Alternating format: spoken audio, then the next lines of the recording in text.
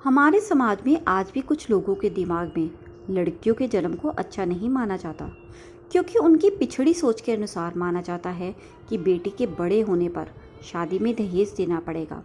और अगर लड़की चेचक के दागों से भरी हो और ऊपर से हकलाती हो तो खुद ही सोचिए, ऐसे में उस माँ बाप पर क्या बीतती होगी। वे तो सोचते होंगे कि बड़े होने पर इससे शादी कौन करना चाहेगा। मेरी आज की कहानी ऐसी ही एक लड़की की है।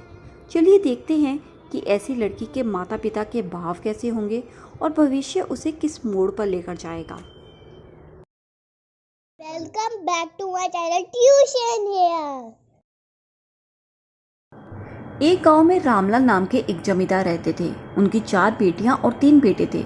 बाप रे, इतनी महंगाई में 7 बच्चे। उनके सभी बच्चे स्वस्थ थे, लेकिन उनके सबसे छोटी बेटी सुलेखा जब वे 10 महीने की थी तब वे चारपाई से नीचे गिर गई और उसके दिमाग का एक हिस्सा क्षतिग्रस्त हो गया। जब वे 2 वर्ष की हुई तब उसे चेचक हो गया, जिसके कारण उसका पूरा चेहरा खराब हो गया। दिमाग में चोट लगने की वजह से जब उसने 5 वर्ष की आयु में बोलना शुरू किया तब वे हकलाकर बोलने लगी। इसलिए सभी उसे भोली भोली कहने लगे। यहाँ तक कि उसके माता पिता, बहनें और भाई सब उसे मंदबुद्धि समझते थे। कोई भी उसकी देखभाल नहीं करता था। रामलाल की बड़ी बेटी राधा की शादी पहले ही हो चुकी थी और दूसरी बेटी मंगला की शादी तय हो चुकी थी। अब रामलाल को सिर्फ भोली की ही चिंता थी। चिंता जायज भी थी, क्योंकि उनकी बेटी पहले तो कुरूप, ऊपर से हकलाती हुई। उनके गांव में एक प्राथमिक विद्यालय खोला गया, जिसके उद्घाटन में गांव के तहसीलदार साहिब भी आए।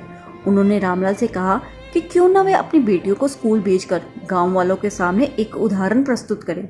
रामलाल और उसकी पत्नी दोनों ही अपनी लड़कियों को पढ़ाने के पक्ष में नहीं थे, लेकिन रामलाल में तहसीलदार की बात को मोड़ने का साहस भी नहीं था।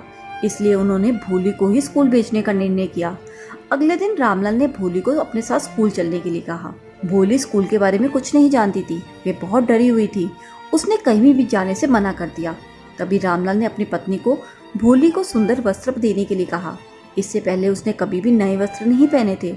उस दिन नहला धुलाकर, उसके बालों में तेल लगाकर, साफ कपड़े पहनाकर वे बहुत सुंदर दिख रही थी।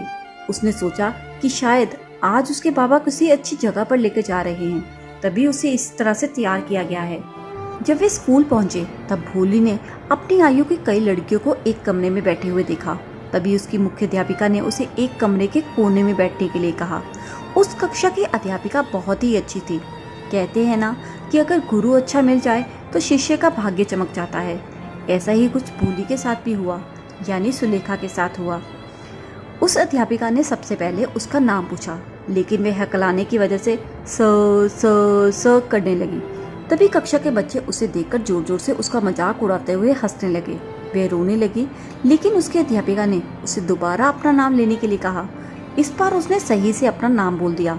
अध्यापिका भी ये देखकर बहुत खुश हुई। जब स्कूल की छुट्टी हुई तब अध्यापिका ने उससे दोबारा पूछा, क्या तुम कल स्कूल आओगी ना?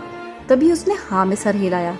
अब भोली को अध्यापिका से लगाव होने लगा था। उस अध्यापिका ने भी उसके अंदर का डर की भावना को धीरे धीरे बाहर निकाल दिया था।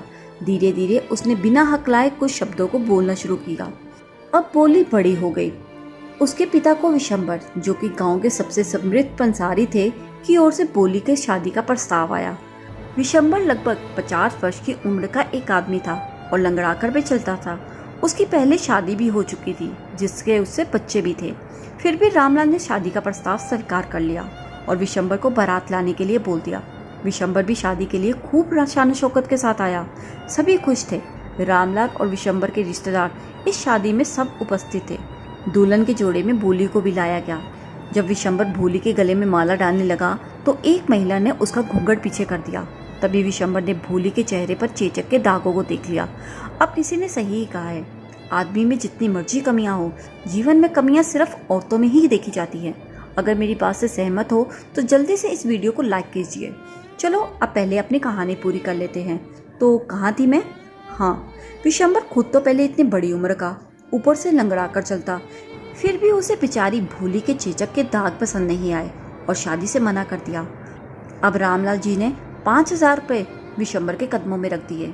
अब विशंबर भी पैसों के लालच में आ गया और जैसे ही दुल्हन के गले में माला डालने लगा, इस पर भोली ने उस माला को दूर फेंक दिया, क्योंकि अब जाकर तो बेचारी भोली अपने लिए पहली बार बोली थी। उसने सबके सामने कह दिया कि वह इस लालची कमीने कायर से कभी भी शादी नहीं करेगी। अब बारात को बिना दुल्हन के ही जाना पड़ा। अगर ऐसी हिम्मत हमारे समाज के सभी लड़कियों में आ जाए ना, तो किसी भी बाप को अपना सर नीचा नहीं करना पड़ेगा। और यहाँ पर उल्टा रामलाल तो दुखी और शर्मिंदा हो गए। लेकिन भोली ने सबके सामने अपने पिता को समझाया कि आप मेरी शादी की चिंता मत कीजिए, मैं आप लोगों के पास रहकर आपके बुढ़ापे में आपकी सेवा करूंगी। और उसने ये भी कहा कि वे आज से उसी स्कूल में बच्चों को शिक्षा देगी जहाँ पर उसे खुद शिक्षा प्राप्त की है। अब ये सारी बातें उसकी अध्यापिका भीड़ में खड़ी सुन रही थी और उसने मुस्कुराकर भोली के फैसले का सम्मान किया। देखा आप सबने, जिस लड़की को रामलाल जैसे परिवार के लोग बोझ समझ रहे थे, वे पढ़ लिख कर आगे दूसरे बच्चों को शिक्षा देने के लिए निकल पड़ी। इसलिए पहले तो कभी भी लड़कियों को बोझ नहीं समझना चाहिए। दूसरा, उस बच्चे में अगर कोई शारीरिक कमजोरी है तो उसे उसकी ताकत बनाकर आगे कीजिए, ना कि दबाकर। अगर एक छोटे से गांव की लड़की इतनी हिम्मत दिखा सकती है तो शहर की लड़कियां ऐसा क्यों नहीं कर सकती। इसलिए डरो नहीं, आगे बढ़ो। आपको मेरी ये छोटी सी कहानी कैसी लगी, ये मुझे कमेंट करके ज़रूर बताइए और इसे लाइक और शेयर करना ना भूलिए। और अगर आपने मेरे चैनल को अभी तक सब्सक्राइब नहीं किया है तो कर लीजिए, ताकि मेरी वीडियोस की नोटिफिकेशन आप तक आती रहे।